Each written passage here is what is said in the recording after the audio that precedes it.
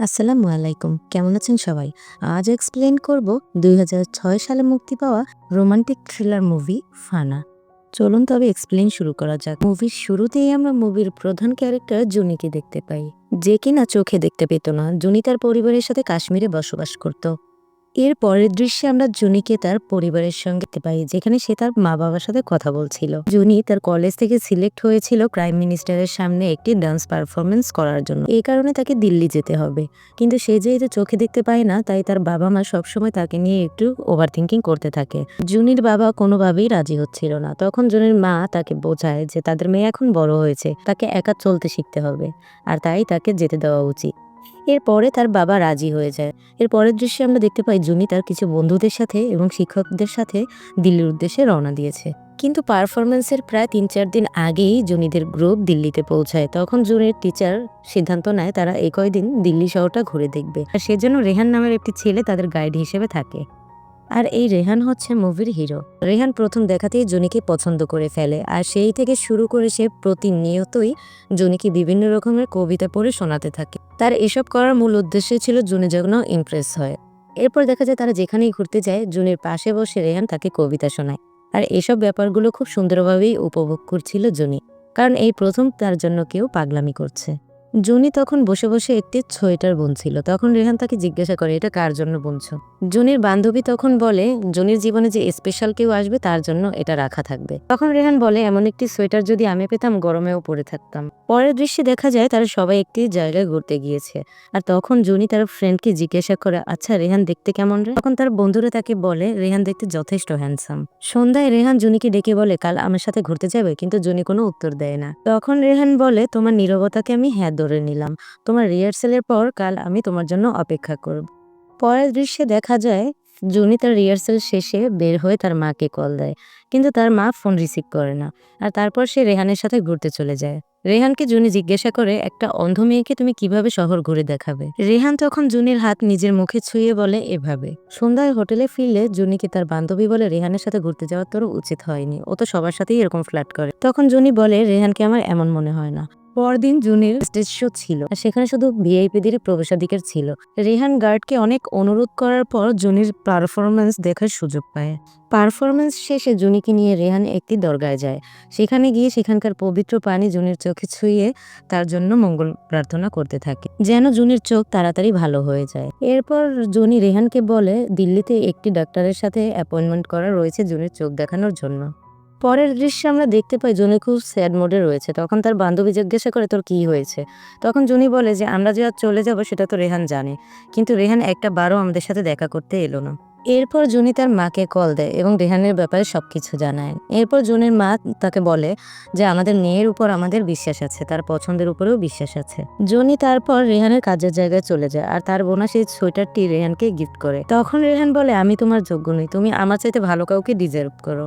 Johnny তখন রেহানকে বলে, যোগ্যতা বিচার করে ভালোবাসা হয় না, এবং আমার ভালোবাসার উপর আমার পুরো ভরসা আছে। এরপর রেহান জুনিকে নিয়ে অনেক রোমান্টিক মুহূর্ত কাটায়, এমনকি ওই দিন রাতে তারা ইন্টিমেটও হয়। পরের দিন জুনি তাকে বলে, আমাকে রেজিস্ট্রেশন পর্যন্ত পৌঁছে দিয়ে এসো, এমনিতেও এখন ডাক্তার দেখানোর সময় নেই, তাছাড়া আমার জন্য সবাই অপেক্ষা করছে। জুনির এই আচরণে রেহান খুব অবাক হয়। ট্রেনে ওঠার সময় জুনি রেহানকে বলে, যা কিছু হয়েছে আমার ইচ্ছেতে হয়েছে, তোমার কোনো দোষ নেই, এমনিতেও তুমি আমাকে কোনো ওয়াদা করনি। এই বলে জুনি ট্রেনে উঠে যায়।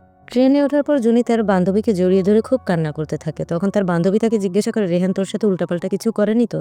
তখন জুনি বলে যে না, ও আমার সাথে তেমন কিছুই করেনি। হঠাৎই ট্রেন থেমে যায়, আর তখন দেখে যে রেহান তার সামনে এসে দাঁড়িয়েছে, আর সেখানে জুনি রেহানের সাথেই রয়ে যায়। এরপর জুনি তার মা বাবাকে কল দেয়। তার মাকে কল করে সে বলে যে রেহান তাকে বিয়ে করতে চায়। আর তখন তার মা তাকে জানায়, আচ্ছা ঠিক আছে, আমরা যত তাড়াতাড়ি সম্ভব দিল্লিতে চলে আসছি। এরপর দেখা যায় জুনিকে নিয়ে রেহান একটি ডক্টরের কাছে যায়। ডক্টর জুনির রেটিনা দেখে বলতে থাকে, জুনির চোখের রেটিনা চেঞ্জ করে দিলেই সে আবার আগের মতো দেখতে পাবে। রেহান দেরি না করে জুনির অপারেশনের ব্যবস্থা করে। সাকসেসফুলি অপারেশনও হয়ে যায়। চোখ খুলে জুনি তার বাবা মাকে দেখতে পায়। রেহানের কথা জিজ্ঞাসা করলে তার মা তাকে জানায়, শহরের একটি আতঙ্কবাদী বোমা হামলায় রেহানের প্রাণ গিয়েছে। ভালোবাসার মানুষকে হারিয়ে জুনি অনেক ভেঙে পড়ে। পরের দৃশ্যে আমরা লেডি ইন্সপেক্টর ত্যাগীকে দেখতে পাই। তখন আমরা জানতে পারি তারা যেসব টেরোরিস্টদের খুঁজছে তাদের কোনো ডকুমেন্ট এই থানা জমা নেই। এরপরেই আমরা মুভির মূল ইন্টারেস্টিং পার্টটি জানতে পারি, আর সেটি হলো মুভির মূল নায়ক রেহানই হচ্ছে আসলে সেই বোম ব্লাস্টকারী। এর পরের দৃশ্যে আমরা মুভির কয়েক বছর পরের দৃশ্য দেখতে পাই, যেখানে কিছু অফিসার মিলে মিটিং করছিল। তারা কথা বলছিল একটি মিসাইলের ব্যাপারে, যেটির আলাদা আলাদা 6টি ট্রিগার রয়েছে। এই ট্রিগারের উপর টেররিস্টদের নজর রয়েছে। অন্যদিকে আমরা কাশ্মীরে মেজর সুরাজকে দেখতে পাই, যার দায়িত্বে একটি ট্রিগার ছিল। সে তার কর্মরত একজন অফিসারকে বলে সুরক্ষিতভাবে এই ট্রিগারটি তাদের দিল্লি পৌঁছাতে হবে। এখানে আমরা দেখতে পাই এই সৈনিক হচ্ছে রেহান। ট্রান্সফারের সময় ওই সৈনিককে মেরে ওই সৈনিকের জায়গায় রেহান চলে এসেছে। এরপর ট্রিগার নিয়ে দিল্লি যাওয়ার সময় রেহান সৈনিকদের চায়ের কাপের মধ্যে বিষ মিলিয়ে দেয়। এরপর হেলিকপ্টারে একটি গ্রেনেড রেখে ট্রিগারটি নিয়ে সে হেলিকপ্টার থেকে লাফ দেয়। নিচে নেমে রেহান তাদের লিডারকে কল দেয়, এমনকি তাকে জানায় ট্রিগারটি এখন তার হাত। তখনই ইন্সপেক্টর ত্যাগী ট্রিগার চুরির ঘটনা জেনে গিয়েছে এবং সেখানে একদল সৈনিকও পাঠিয়ে দিয়েছে। সৈনিকরা এসে রেহানকে আক্রমণ করে, কিন্তু তখন তারা রেহানকে ধরতে পারে না। রেহানের কানের কাছে গুলি লাগায় সে বেশ আহত হয়, আর তারপর সে একটি বাড়িতে গিয়ে আশ্রয় চায় এবং সাহায্য চায়। এবং লাকিলি সেই বাড়িটি ছিল জুনিদের। জুনির বাবা রেহানের প্রাথমিক চিকিৎসা করে। কয়েকদিন পরে রেহানের জ্ঞান ফিরলে সে জুনিকে চিনতে পারে। জুনির বাচ্চাকেও রেহান দেখতে পায়, আর সে এটাও জানতে পারে যে জুনি এখনো বিয়ে করেনি। আর তখন সবটাই তার কাছে ক্লিয়ার হয়ে যায়। তবুও রেহান জুনিকে তার পরিচয় দেয় না। রেহান ইমোশনাল হয়ে যাওয়ার আগেই ওখান থেকে পালিয়ে যেতে চেয়েছিল, কিন্তু বাহিরে তুষারঝড় হওয়ার কারণে রেহানকে ওই বাড়িতেই কয়েকদিন থাকতে হয়। আস্তে আস্তে রেহানের সাথে তার ছেলের একটি ভালো সম্পর্ক হয়ে যায়। এভাবে একদিন জুনিও রেহানকে চিনে ফেলে।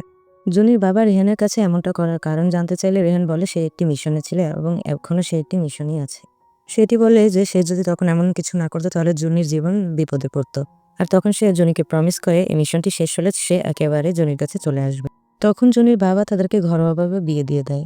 পরের দিন সকালে জুনির বাবার কাছে একটি ফোন আসে তার বন্ধু, সে ছিল একজন কর্নেল। সেই সুযোগে রেহান তখন বলে তার একটি ফোন করতে হবে। নেটওয়ার্কের সমস্যার কারণে সে হেডকোয়ার্টারের সাথে যোগাযোগ করতে পারছে না। আর তারপর জুনির বাবা বলে তোমাকে কাল কর্নেল আঙ্কেলের বাসায় নিয়ে যাব। কর্নেল আঙ্কেলের টেলিফোন থেকে তুমি তোমার হেডকোয়ার্টারের সাথে খুব ভালোভাবে যোগাযোগ করতে পারবে। সন্ধ্যায় জুনির বাবা নিউজে দেখতে পায় অনেক গুরুত্বপূর্ণ একটি মিসাইলের ট্রিগার চুরি হয়ে গিয়েছে এবং সেই আতঙ্কবাদী এখন কাশ্মীরেই রয়েছে। হঠাৎ তখন জুনির বাবার রেহানকে সন্দেহ হয় এবং সে রেহানের ব্যাগে সেই ট্রিগারটি খুঁজে পায়। এরপর জুনির বাবা রেহানের আসল পরিচয় জেনে যায়, কিন্তু বাড়িতে সে রেহানকে কিছুই বলে না। পরের দিন রেহানকে নিয়ে জুনির বাবা বাহিরে যায় এবং সে হঠাৎই তাকে জিজ্ঞাসা করে এই ট্রিগারটি তোমার কাছে কেন। আর তখন রেহান দস্তাদস্তি করতে গিয়ে যখন ট্রিগারটি নিতে যায় তখন জুনির বাবা পা পিছলে পাহাড় থেকে পড়ে যায়। এরপর রেহান জুনির বাবার সেই কর্নেল বন্ধুর বাড়িতে যায়। কর্নেল আঙ্কেলের ফোন থেকে রেহান সবকিছু লিডারের সাথে যোগাযোগ করে বলতে থাকে, আর এমন সময় কর্নেল আঙ্কেল পিছনে এসে সব কথা শুনে ফেলে। তখন রেহান কর্নেল আঙ্কেলকেও মেরে ফেলে। এর পরের দৃশ্যে আমরা জুনিকে দেখতে পাই। জুনি পানি নিতে নদীতে এসেছে। তখন সে তার বাবার লাশ খুঁজে পায়। তখন সে বুঝতে পারে যে তার বাবার সাথে হয়তো কোনো অ্যাক্সিডেন্ট হয়েছে।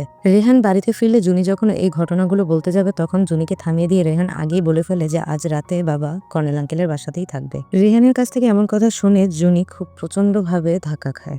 এরপর রেহানকে জুনিরও সন্দেহ হয়, আর তখন রেহানের কাপড়ের মধ্যে সে ওই ট্রিগারটিও খুঁজে পায়। তখন জুনির চোখে রেহানের পরিচয় পরিষ্কার হয়ে যায়। জুনি তখন তাড়াহুড়ো করে কর্নেল আঙ্কেলের বাসা যায়, আর সেখানে গিয়ে দেখে যে কর্নেল আঙ্কেলকেও মারা হয়েছে। এরপর জুনি কর্নেল আঙ্কেলের টেলিফোন থেকে যোগাযোগ করার চেষ্টা করে। এক পর্যায়ে সে ইন্সপেক্টর ত্যাগীর সাথে যোগাযোগ করতে সক্ষম হয়। তখন ইন্সপেক্টর ত্যাগী জুনিকে বলে কোনো রকমের এই রাতটা তুমি কাটিয়ে দাও, কাল সকালেই আমরা ফোর্স নিয়ে ওখানে পৌঁছে যাব। সকাল হতে না হতে সেখানে রেহানও চলে আসে, আর সে জুনিকে বোঝানোর চেষ্টা করে যে তার বাবার মৃত্যুটা জাস্ট একটা অ্যাক্সিডেন্ট ছিল। এরপর রেহান জুনিকে ভালোবাসার কসম দিয়ে ট্রিগারটি নিয়ে নেয়, আর তখন জুনি কর্নেল আঙ্কেলের পিস্তল নিয়ে বাহিরে চলে আসে। জুনি অনেকবার রেহানকে দাঁড়াতে বলে, কিন্তু কোনোভাবেই সে থামে না। অন্যদিকে জুনি দেখতে পায় টেররিস্টরা সেই ট্রিগারটি নিতে চলে এসেছে। জুনি তখন রেহানকে থামাতে তার পায়ে একটি গুলি করে। পায়ে গুলি লাগার পরেও রেহান থামে না। তখন জুনি আবারও গুলি করে, আর তখন রেহানও জুনিকে গুলি করতে চায়, কিন্তু গুলি করতে পারে না। জুনি যে লাস্ট গুলিটি করে সেটি দিয়ে রেহানের পিঠে লাগে, আর তখন টেররিস্টরাও জুনিকে তাক করে গুলি করতে চায়। তখনই সেখানে ইন্সপেক্টর ত্যাগী পৌঁছে যায়। এরপর জুনি সেখানে বেঁচে যায়, আর সে দৌড়ে রেহানের কাছে যায়, আর ততক্ষণে রেহানের বেঁচে থাকার শক্তিটুকু হারিয়ে ফেলেছে। তখন রেহান তার কোলে মাথা রেখে শেষ নিঃশ্বাস ত্যাগ করে। মুভির শেষ দৃশ্যে আমরা জুনি এবং তার ছেলেকে দেখতে পাই। তারা রেহানের কবরে ফুল দিচ্ছে, আর এখানেই এই অসাধারণ মুভিটির সমাপ্তি ঘটে। অসাধারণ এই মুভিটি আপনাদের কেমন লাগলো অবশ্যই কমেন্ট করে জানাবেন, আর শেয়ার করতে ভুলবেন না। সাবস্ক্রাইব করে পাশে থাকবেন। ধন্যবাদ।